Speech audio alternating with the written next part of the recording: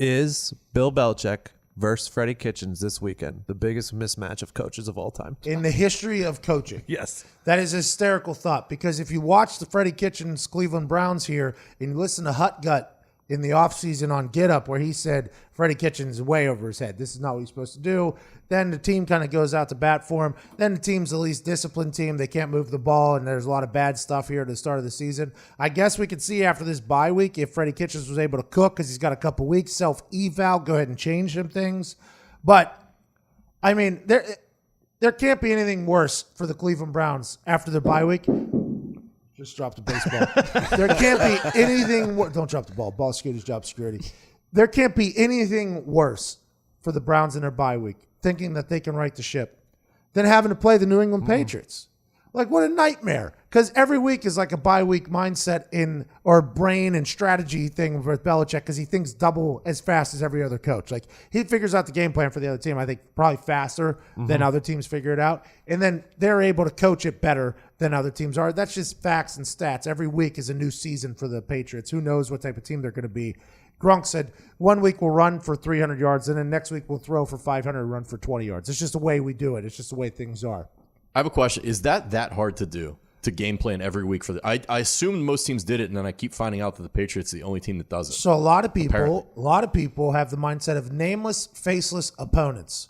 If we're our best us, if we run our offense, we have our identity, we do our thing, we'll set the tone for the other team. Okay, so they're built to be a running team. We're built to be this type of team. So this is what we're going to do. This is our game. They're either going to stop us or they're not. So we're going to play on our strengths instead of playing on their weaknesses. Exactly. And on au contraire, the greatest team in the history of football has said, we're going to get football players here who can adapt. We're going to get a team that can be built to do both. And each week is going to be an entirely new game plan. By the way, I'm not sure if I was on a team that did that or not. I have no idea. I mean, I was not in the meetings. I don't think so. It really felt like we didn't. It was just like, if Andrew Luck can do it and then if Peyton can do it. I would assume back when the Colts were, Peyton was doing a lot of that, probably attacking players and stuff like that. But we were a pass-heavy offense. I mean, that's just what it was.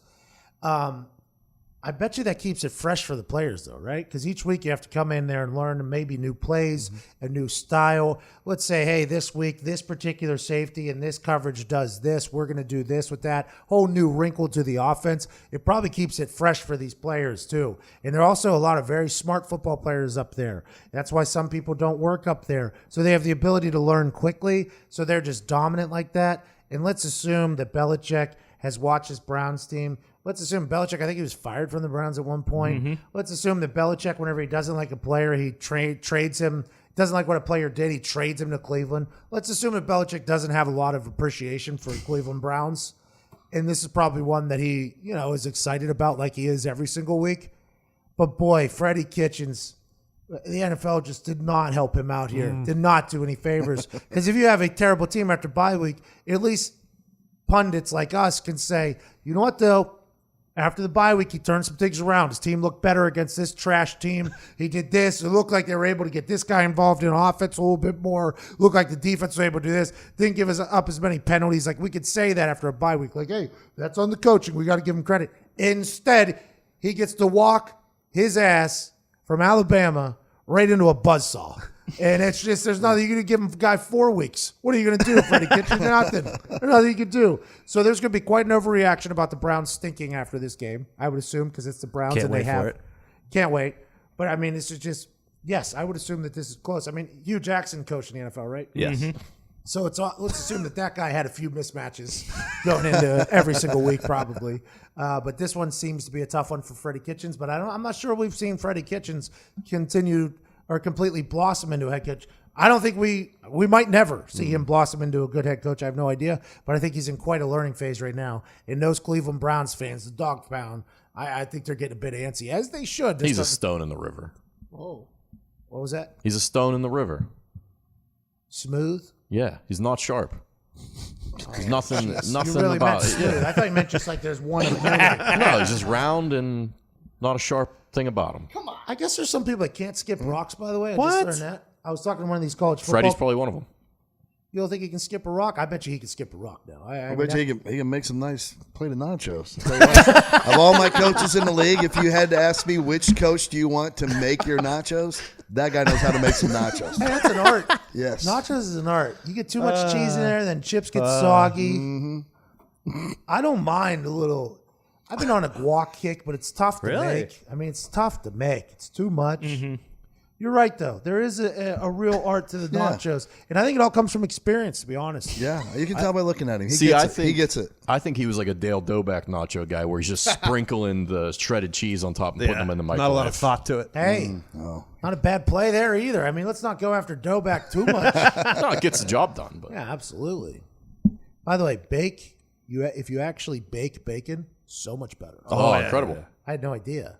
What are you microwaving it like a savage? Oh, I mean, I would. I'm not scared of that. Usually I put them on the thing, and the thing just pops off onto me, the pan. Oh, the grease pops. Yeah, no, you just get Oh, it's burned. sizzling it. Bacon. Yeah, you just get right in the Get a chest. nice wire rack in get there. in the face. Yeah, you do that whole thing. But you put that. Sam's been putting it in the oven. Oh, yeah. She's been baking the bacon, which makes sense. It sounds like. I never experienced it till like my last couple months. It cooks ago. it so much more evenly. so like good. crispiness is the same on one end throughout the other. You know? Freddie Kitchens knows that though. See, that's something Freddie Kitchens knows. I mean, he puts his heart into it. I like Freddie Kitchens as a guy. I bet he's hilarious, but he's got no shot going in this weekend. I don't know what spread is. Definitely 11.5. Where at? New England. Oh my! Odell said the last time he played New England, he played Belichick. Belichick came up to him before the game and said, "You might as well take today off. There's not going to be a lot for you to do." That's true. I mean, that's just what happens. I mean, that's just what Belichick does. But Odell hasn't really been used, so I'll be interested to see it because it's like a compliment to the player. By the way, like it started happening to T.Y. Hilton up there, and T.Y. Hilton like viewed it as a compliment because we had Reggie and T.Y. and I think one time they may have singled up Reggie and then they had double on T.Y. That was a massive moment in T.Y.'s career, I'd assume. Like, hey, this is a big moment because they had double Reggie for his entire career, basically. And then I think they put their best corner and then had second corner and safety on him, so they were able to do both there. But that's like a big-time compliment if Bill Belichick singles you out. You know what I mean? Like if he goes, hey, you're going to do this. But Odell Beckham hasn't really been the threat of that offense. To be honest, it's been the running back. Correct. So I'll be intrigued to see if the way Patriots operate, they want to take away your strength. The running back's been their only strength. So if they're going to load the box, is this the week that finally the offensive weapons that they have get loose? Or is this another week of Baker Mayfield missing passes because he's under duress because that offensive line is not great? They haven't been able to get Trent Williams or trade anybody in, and it's just going to be more of the same. Take the hammer out. You heard it. It's not great at baseball. Matt Hasselbeck has not made great decisions for us saying the Vikings minus 16. But when I swing this hammer on football, everybody knows it's a lock. Patriots minus 11. Hammer that thing as hard as you possibly can, especially in Foxborough. All the talk of Tom Brady leaving, all the talk of this, all the talk of that. This feels like a Patriots rout out of nowhere, too. Probably early, like first half. The old squirrel's going to get loose. Philip Dorsett's going to get loose. And Mohamed Sanu's probably going to throw for 3 touchdowns.